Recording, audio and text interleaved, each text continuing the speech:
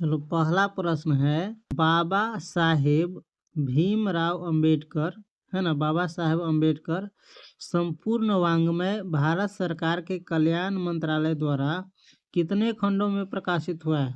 बाबा साहेब का जो है ना, बाबा साहेब अंबेडकर का संपूर्ण वाङ्मय जो है भारत सरकार के कल्याण मंत्रालय द्वारा कितने खंडों में प्रकाशित हुआ है? 21 खंडों में। कितने खंडों में? 21 खंडों। सही ऑप्शन क्या होगा? डी, 21 खंडों में। बुद्ध, कबीर और ज्योतिबा फुले किसके चिंतन व रचनात्मकता के प्रेरक व्यक्ति रहे हैं? तो बाबा साहेब भीमराव अंबेडकर के। काम तो काशू बाबू का ही मालूम पड़ता है, इधर ही खेल रहे थे। यह किसने कहा? सोफर यानी ड्राइवर ने। काम तो काशू बाबू का ही मालूम पड़ता है, इधर ही खेल रहे थे। किसने कहा? सोफर ने। सोफर यानी ड्राइवर ने। किसने लपक कर मदन को हाथों से उठा लिया? किसने लपक कर मदन को हाथों से उठा लिया? गिरधर ने। मदन के पिता का नाम था गिरधर। तो गिरधर ने अपने बेटे मदन को किससे उठा लिया? हाथों से लपक करके उठा लिया। उसको लगता था कि पीटेगा, लोटा खनखनाया तो झगड़ा हुआ था कासू में और मदन में, लेकिन वैसा मदन पड़ोसियों के आवारा गर्द छोकरों के साथ क्या कर रहा था? मदन जो है पड़ोस में के जो आवारा गर्द छोकरा रहल है ना, उसके साथ क्या कर रहा था? लड्डू नचा रहा था। लड्डू नहीं, लड्डू खाने वाला होता है। लड्डू नहीं नचा रहा था। क्या नचा रहा था? लड्डू। लेकिन चलो, बोलने में उतना चलता है तो चलने दो। मैक्स मुलर का जन्म कब हुआ था? 6 दिसंबर 1823 ईस्वी को। मैक्स मुलर का जन्म कब हुआ था? 6 दिसंबर 1823 ईस्वी को। हितोपदेश का जर्मन भाषा में अनुवाद किसने प्रकाशित करवाया? का जर्मन भाषा में अनुवाद किसने प्रकाशित करवाया? मैक्स मुलर ने। देखो, हितोपदेश संस्कृत में लिखा हुआ है, संस्कृत से इसको जर्मनी की भाषा में किसने अनुवाद करवाया? मैक्स मुलर ने। समझ गया? मैक्स मुलर के अनुसार, किसके अनुसार? मैक्स मुलर के अनुसार उनके यहाँ प्रचलित कहावतों और दंत कथाओं का प्रमुख स्रोत किसे माना जाने लगा है? बौद्ध धर्म को। देख रहा है, एक में हिंदू धर्म दिया, एक में बौद्ध धर्म। तो हिंदू धर्म से, लेकिन बौद्ध धर्म दिया है तो बौद्ध धर्म सिमिलरिटी है इसमें। विज्ञान का अर्थ क्या होता है? देव विज्ञान। दैवत विज्ञान का अर्थ क्या होता है? देव विज्ञान। सभी के सामने आंसर छिका हुआ है तो इसमें दिक्कत नहीं है। समझ गया? चारूचंद्र लेख किसकी रचना है? चारूचंद्र लेख किसकी रचना है? हजारी प्रसाद द्विवेदी की। और देश के लोग कैसा नाखून रखना पसंद करते थे? बड़े बड़े। और देश के लोग कैसा नाखून रखना यानी नेव रखना पसंद करते थे? बड़े बड़े। आदमी के नाखून क्यों बढ़ते हैं? लेखक से यह किसने पूछा? लेखक के। आदमी के नाखून क्यों बढ़ते हैं, नेव कैला बढ़े छे, किसने पूछा? लेखक की छोटी बेटी ने, यानी छोटी लड़की ने। समझ गया? पुराने का मोह सब समय वांछनीय ही नहीं होता, यह किस शीर्षक पाठ की पंक्ति है? यानी ये जो लाइन, पुराने का मोह सब समय वांछनीय नहीं होता, किस पाठ से लिया गया है? तो नाखून क्यों बढ़ते हैं से। नागरी लिपि शीर्षक पाठ किस पुस्तक से लिया गया है? नागरी लिपि कौन पाठ से ले गए है? भारतीय लिपियों की कहानी से। किनसे लिया गया है? भारतीय लिपियों की कहानी से। कोंकण के शिलाहार, मान्यखेट के राष्ट्रकूट, देवगिरी के यादव तथा विजयनगर के शासकों के लेख किस लिपि में है? नंदी नागरी लिपि में। याद रखना। क्रांति दुर्ग के बाद राष्ट्रकूटों की गद्दी पर कौन बैठा? क्रांति दुर्ग के बाद राष्ट्रकूटों की गद्दी पर कौन बैठा? किसके गले में स्काउटों की तरह एक रुमाल बंधा था? बहादुर के। ये तो याद ही होगा, है ना। सुखजीवी नामक उपन्यास किसने लिखा है? अमरकांत ने। सुखजीवी नामक उपन्यास किसने लिखा है? अमरकांत ने। बहादुर का बाप कहाँ मारा गया था? युद्ध में। बहादुर का बाप कहाँ मारा गया था? युद्ध में। हिदायत शब्द का अर्थ क्या होता है? चेतावनी। हिदायत का अर्थ चेतावनी। प्रगतिशील आलोचना किन्हीं अमूर्त सिद्धांतों का संकलन नहीं है, वह साहित्य की परंपरा का क्या है? मूर्त ज्ञान है। साहित्य की परंपरा का मूर्त ज्ञान है, यानी मूर्त के रूप में।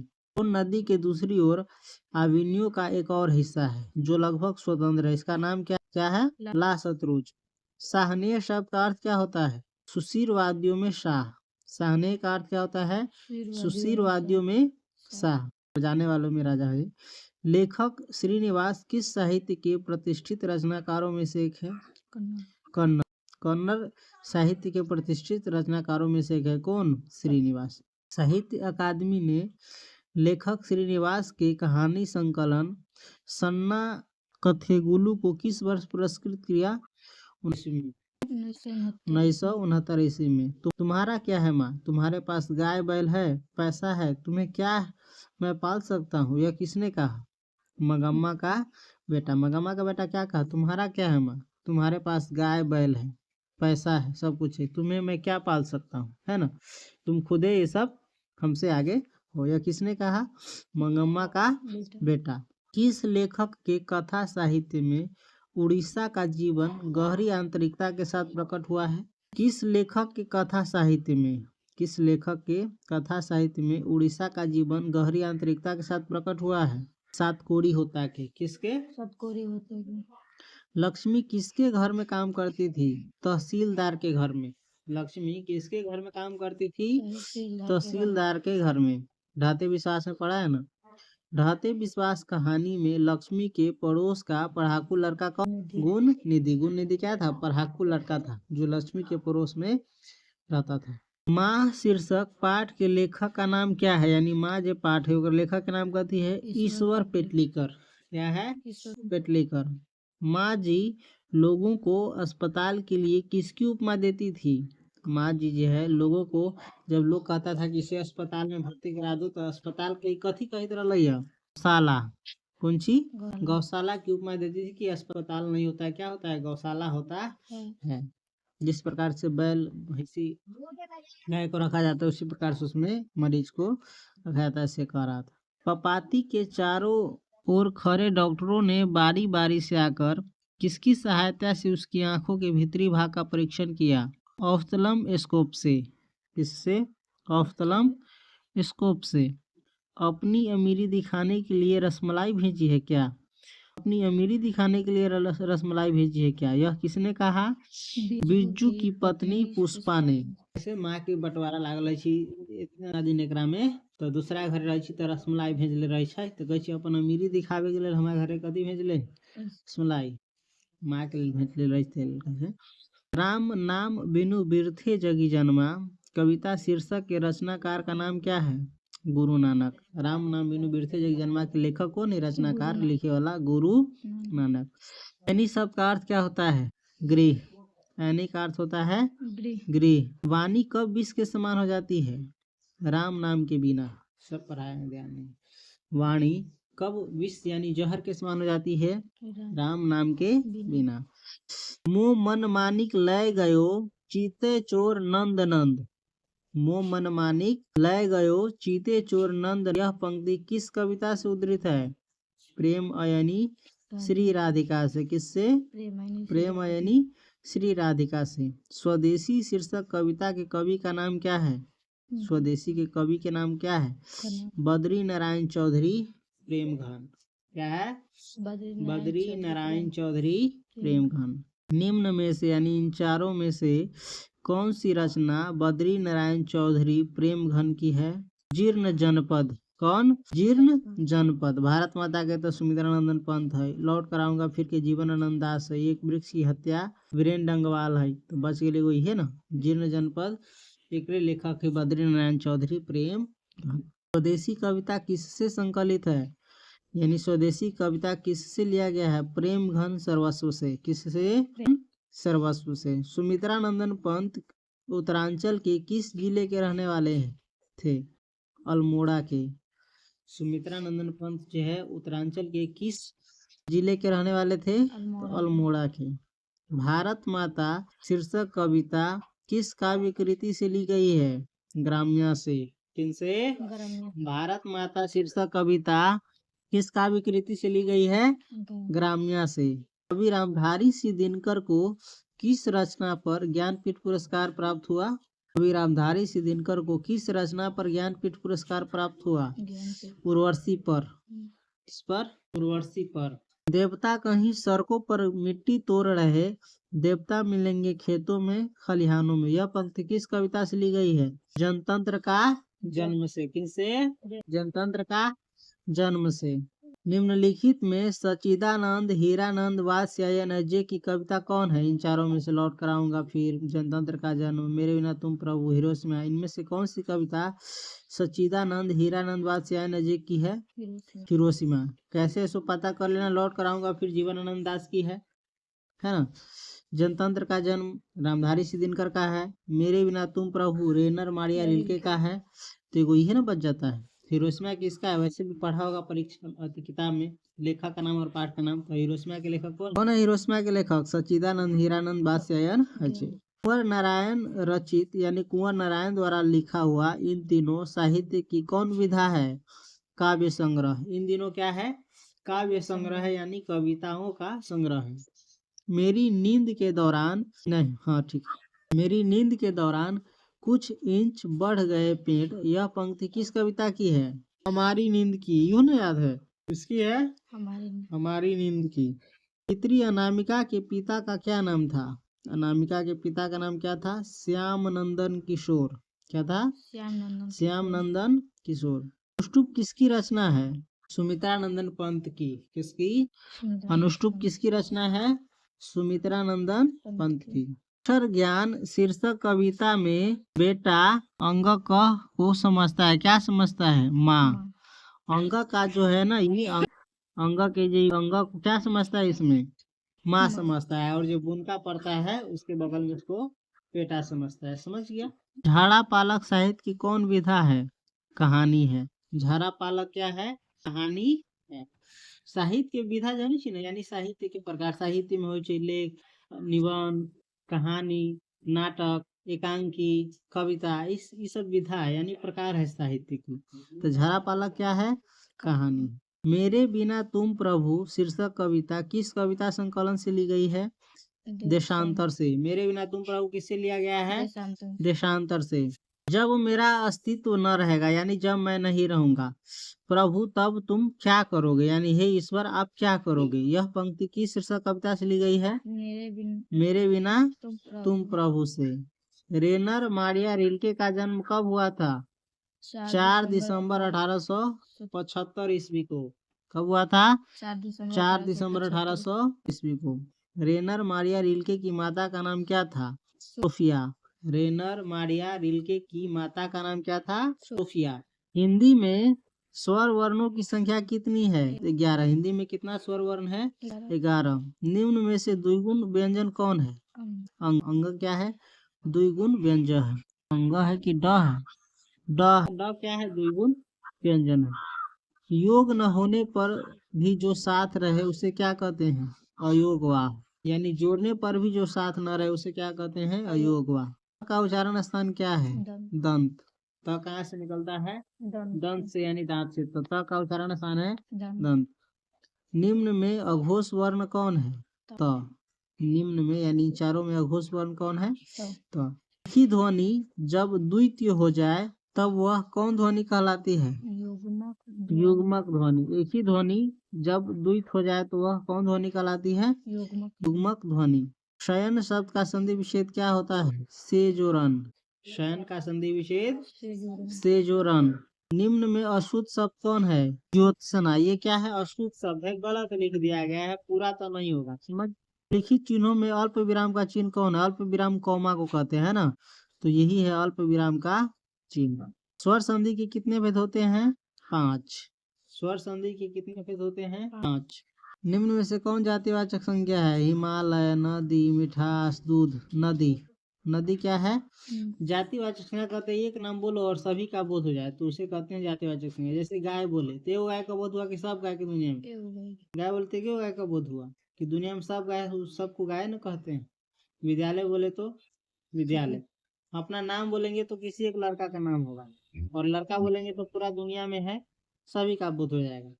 खैर, इसको संज्ञा में डिटेल से पढ़ा जाता है। संज्ञा के किस रूप से व्यक्ति या वस्तु की नर या मादा जाति का बोध हो? संज्ञा के जिस रूप से व्यक्ति या वस्तु की नर या मादा जाति का बोध हो उसे व्याकरण में क्या कहते हैं? लिंग। लिंग से पता चलता है कौन स्त्रीलिंग है, कौन पुल्लिंग है, कौन लड़का है, कौन लड़की। नाखून शब्द कौन लिंग है? पुल्लिंग। नाखून जो शब्द है वो कौन लिंग है? नाखून लड़का की लड़की? पुल्लिंग यानी लड़का शब्द है। निम्न में तत्सम शब्द कौन है? ओष्ठ। ओष्ठ क्या है? तत्सम शब्द है। ओष्ठ क्या है? सम शब्द है। प्रियतम शब्द का स्त्रीलिंग क्या होगा? प्रियतमा। सही होगा। प्रियतम शब्द का स्त्रीलिंग क्या होगा? प्रियतमा। साधुओं की संगति से बुद्धि सुधरती है। साधुओं के साथ रहने से बुद्धि क्या होता है? सुधरता है। यहाँ से किस कारक का उदाहरण है? करण कारक का। किसका? करण कारक का। साधु की संगति से साधु से हट कोई थोड़ी नहीं जाता है, साथ रहता है। हिंदी में कुल कितने सर्वनाम है? 11। हिंदी में टोटल कितना सर्वनाम है? 11। जिन क्रियाओं का व्यापार और फल कर्ता पर पड़ा हो वे क्या कहलाती है? कर्मक क्रिया। जिन क्रियाओं का व्यापार और फल किस पर पड़े? कर्ता पर हो खाली, तो उसे कहते हैं अकर्मक क्रिया। मैं घड़ा भरता हूँ, यह किस क्रिया का उदाहरण है? कर्मक क्रिया का। मैं घड़ा भरता हूँ किस क्रिया का उदाहरण है? देखो, ऐसा सकर्मक अकर्मक पूछे ना तो सवाल करना, क्या भरता हूँ चाहे क्या करता हूँ, अगर उसका जवाब मिल जाए तो वो रहता है सकर्मक, जवाब नहीं मिले तो अकर्मक। जैसे मैं घड़ा भरता हूँ, ये ना तो प्रश्न पूछेगा मैं क्या करता हूँ, तो जवाब मिल जाएगा घड़ा, यही होता है सकर्मक का। जवाब न मिले तो अकर्मक। भूतकाल के कितने भेद होते हैं? 6। भूतकाल के कितने भेद होते हैं? 6। इसी को इंग्लिश में कहते हैं पास्ट टेंस, तो उसमें तो 4 भेद होता है, लेकिन हिंदी में भूतकाल के 6 गो भेद होता है। उत्पत्ति की दृष्टि से सबके कितने प्रकार है? यानी जन्म की दृष्टि से सबके कितने प्रकार है? तो 4। कितना है? 4। तत्सम, तद्भव, देशज, विदेशज, 4 है। घोटक शब्द क्या है? तत्सम है। घोटक क्या है? तत्सम है। और घोड़ा हो जाए, घोटक का होता है घोड़ा हिंदी में, तो घोड़ा तद्भव हो जाएगा। एक मात्रिक स्वरों की संख्या कितनी है? 4। एक मात्रिक स्वरों की संख्या कितनी है? 4। वह शब्दांश जो किसी शब्द के अंत में जोड़ा जाता है, वह शब्दांश जो किसी शब्द के अंत में जोड़ा जाता है उसे क्या कहलाता है? प्रत्यय। वह शब्दांश जो किसी शब्द के अंत में जोड़ा जाता है क्या कहलाता है? प्रत्यय। निम्न में देशज शब्द कौन है? चिड़िया। देशज शब्द क्या है? चिड़िया। चिड़िया क्या है?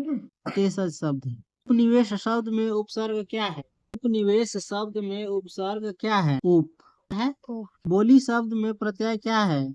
बोली शब्द में प्रत्यय क्या है? निश्चय शब्द का विशेषण क्या है? निश्चय का विशेषण निश्चित। प्रतिदिन शब्द कौन समास है? अव्ययी भाव समास। प्रतिदिन शब्द कौन समास है? अव्ययी। किसी न किसी तरह यह किस पदबंध का उदाहरण है? किसी न किसी तरह यह किस पदबंध का उदाहरण है? पद। किस पदबंध का उदाहरण है? विशेषण पदबंध। मैंने भोजन नहीं किया इसलिए मेरी भूख नहीं मिटी, यह किस वाक्य का उदाहरण है? मैंने भोजन नहीं किया इसलिए मेरी भूख नहीं मिटी, यह किस वाक्य का उदाहरण है? संयुक्त वाक्य का। देखो दो वाक्य है, मैंने भोजन नहीं किया, मेरी भूख नहीं मिटी, इस दोनों को जोड़ करके बनाया है, इसलिए दे करके बीच में है ना। तो इसलिए अगर लगा रहे वाक्य में तो समझो कौन वाक्य रहेगा? संयुक्त वाक्य। और लगा रहेगा तो मिश्र वाक्य। खैर चलो उसको डिटेल में। चांद पर थूकना मुहावरे का अर्थ क्या होता है? व्यर्थ निंदा। चांद पर थूकना मुहावरे का अर्थ क्या होता है? यानी बेकार की निंदा, बेकार की हिनाई करना। जैसे चांद को कहेंगे खूबसूरत नहीं लगता, अच्छा नहीं लगता, ये है वो है, दिस है दैट, तो क्या हुआ? व्यर्थ निंदा हुआ। कला की चांद को दुनिया जानता है, और चांद शीतलता प्रदान करता है ना। सुलभ शब्द का विलोम क्या होगा? दुर्लभ। सुलभ शब्द का विलोम क्या होगा?